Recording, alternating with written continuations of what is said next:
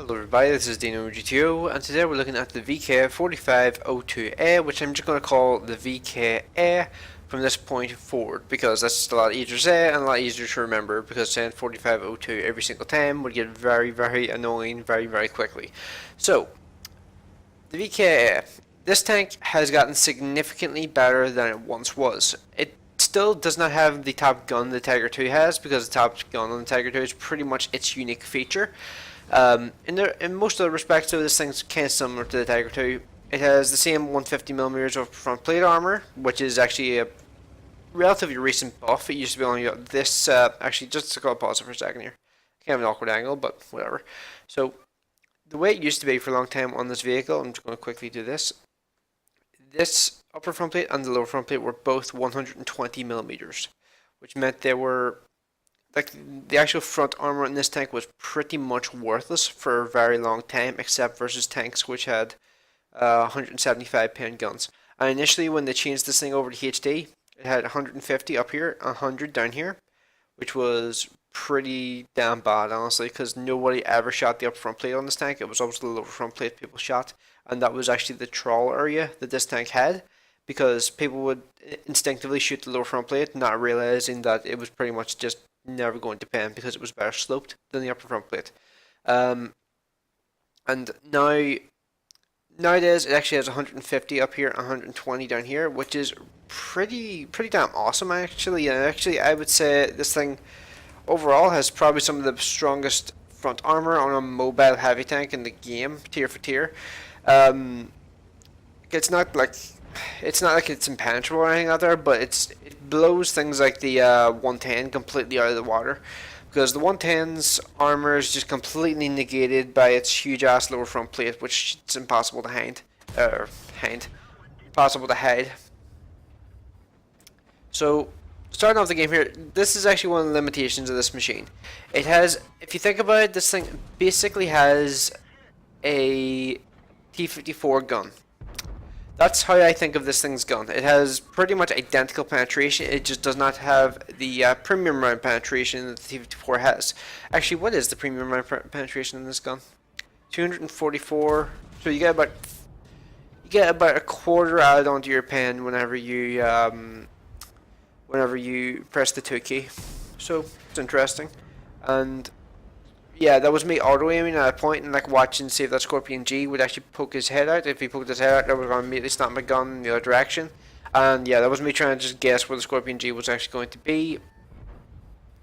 But something I just thought of there, I've just killed that guy. The Scorpion G is actually a really good point, or it's actually a really good thing that Scorpion G came up there, because the way it works with the turret on this vehicle, it's identical to the Tiger II's turret.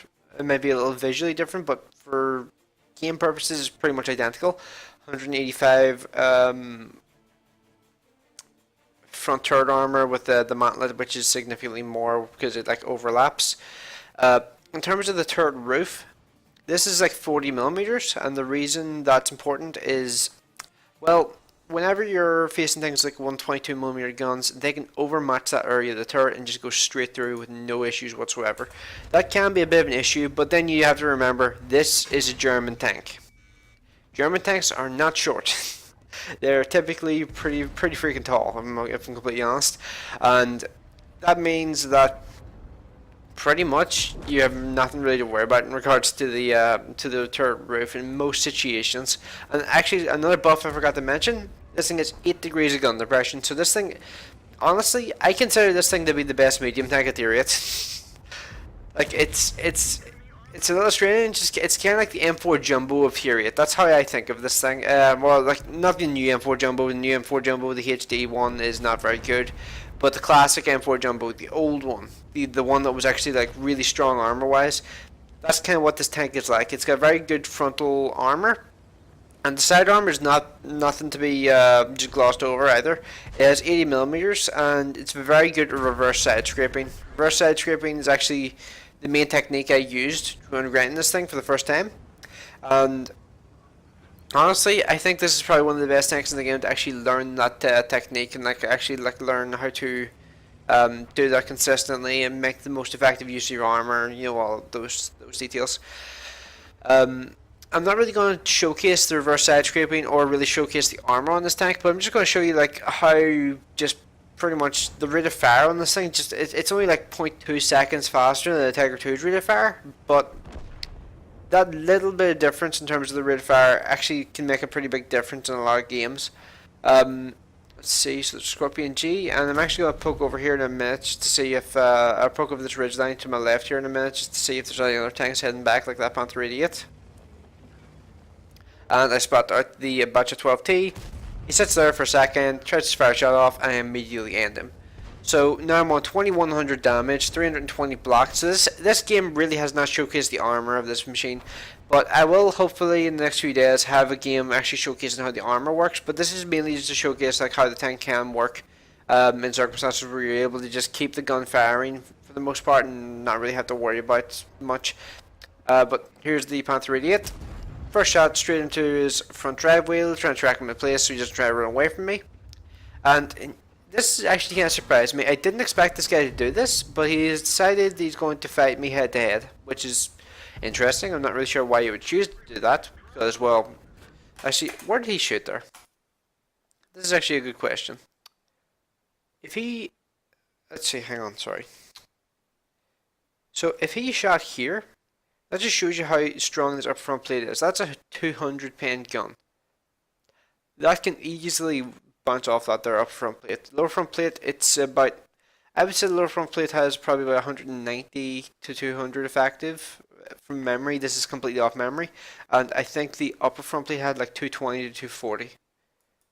But I will check that there and I will update you if there's any changes in that there. I'll look in Tanks GG before I finish recording, and I will check the actual details. But that was 3200 damage, and it really did not feel very difficult to do because the mobility on this tank is no joke whatsoever. Like the 840 horsepower engine this thing has, combined with the 38 km/h top speed, basically meant for a long time this thing was just a better Centurion Mark 1. But now the Centurion Mark 1's getting buffed and getting all those changes happening to it. This thing here I still think is a very good tank. It has its own niche because it's a really high caliber medium tank playstyle vehicle. And I do have a couple other games I'm probably going to showcase as the week goes on. I'm probably going to have to try and squeeze a couple of videos into one, a couple of games into one video at some point because I think from what I've heard, 9.20 maybe coming out next week or the week after, so I really have to hammer out some of the games I have sitting on my hard drive and not being used. So I'm going to check the details of the armor on this thing just to make sure I have given you an accurate summary of like what the armor is like on this thing. But this tank is no joke. This tank has a lot of potential if you position it correctly, and it's kind of difficult to explain how this tank really works because I always describe this thing as like, you know how the Scharnhorst in World of Warships is pretty much the cruiser killer? I consider this thing to be the medium killer. That pretty much summarizes it right there. So yeah, let's jump into the post-game stats. Okay, so this game was worth an Ace Tanker Mastery, no other kind of epic medals of any sort, 1,310 base XP, 39,196 credits made prior to any kind of repair cost or ammo costs.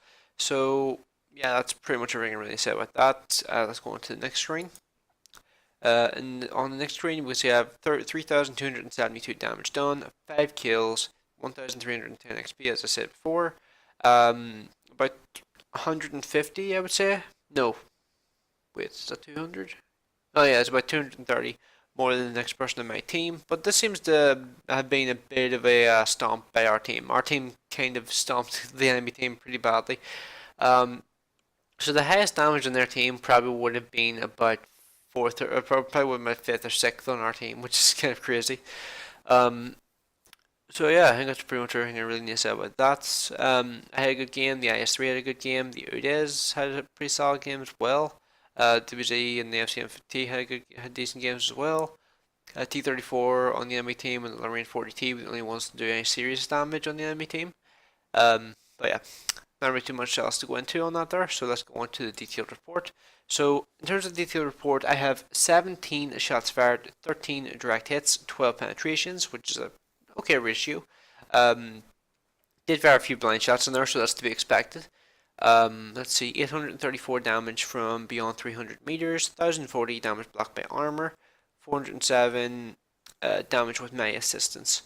So we're just looking at that there. If I had got shot a few more times in that game and actually like bounced a couple more shots and actually deliberately tried to use my armor, whereas in this game I really wasn't, I think I could have potentially gotten a steel wall out of that game. But as I said, I didn't really go for a steel wall in this game. So let's see. So 12,033 credits was the amount of credits I actually made in that game after you take with ammunition resupply and the repair cost of the vehicle. So one thing you do need to take into account with these higher tier tanks is that it typically will cost you about 1,000 credits a shot to fire the gun. So if you fire 20 shots, it's safe to assume you're probably going to have like a 20k bill or more.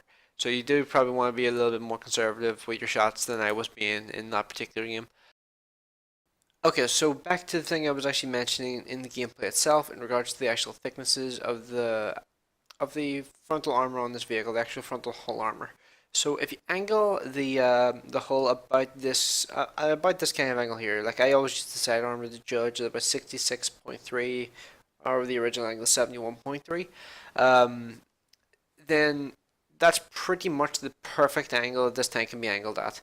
And you can see here you're able to get like 240 effective armor all across the upper front plate, up to 260 at the farthest left reaches of the armor. As weakest point, it's 235, I think. So that's some really solid armor for a tier 8. Or actually, no, its weakest point, I saw 220 there, I think. For a little instant, I think I saw 220.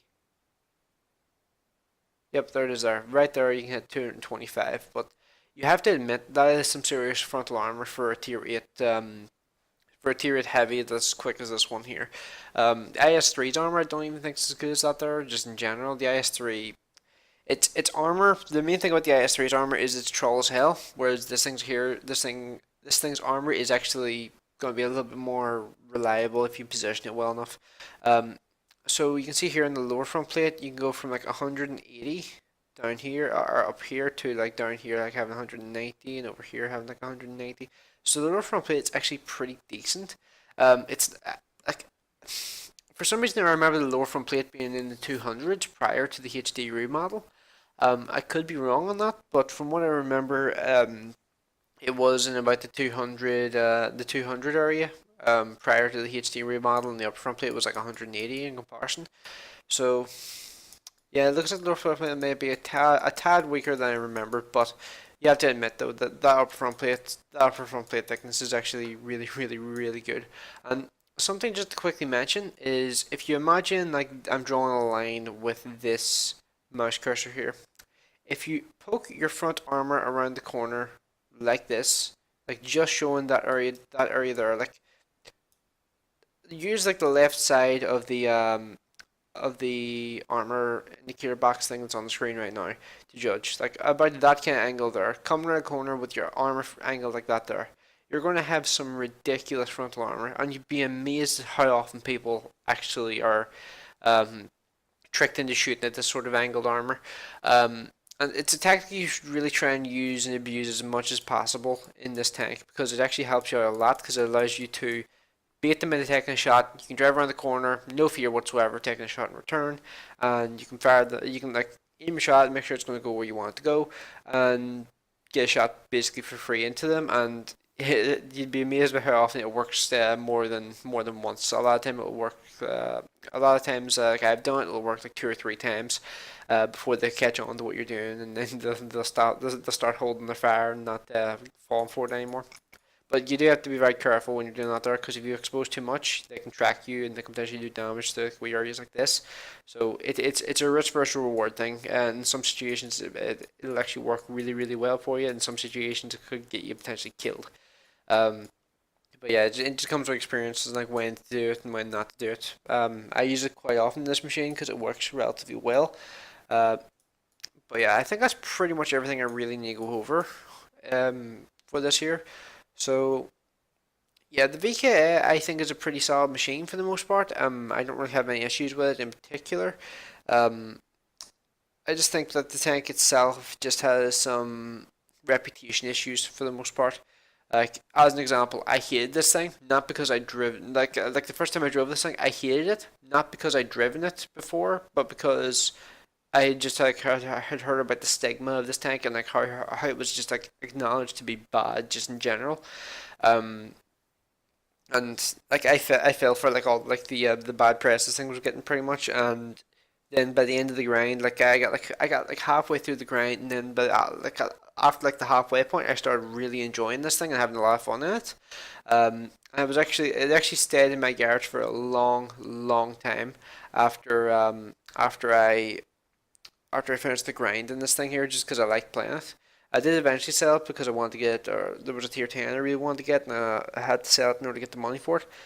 But yeah, it is a really good machine. Don't underestimate it. Don't fall for the hype on it. It can be very powerful. Just it's just a matter of learning its playstyle. So yeah, I think that's pretty much everything I really need to go over on this vehicle. There will be more videos to come on this vehicle in the near future. There will probably be a double feature of this thing here. Two videos back to back, or two gameplay sessions back to back. Um, at some point because we are getting close to 9.20's release. I suspect that I'll suspect I'll need to make use of as much of the gameplay as I have while I can, because I have a bunch of games that I haven't used yet sitting on my hard drive. So yeah, um, so that's everything I really need to go over. So thanks for watching. I will see you in the next one.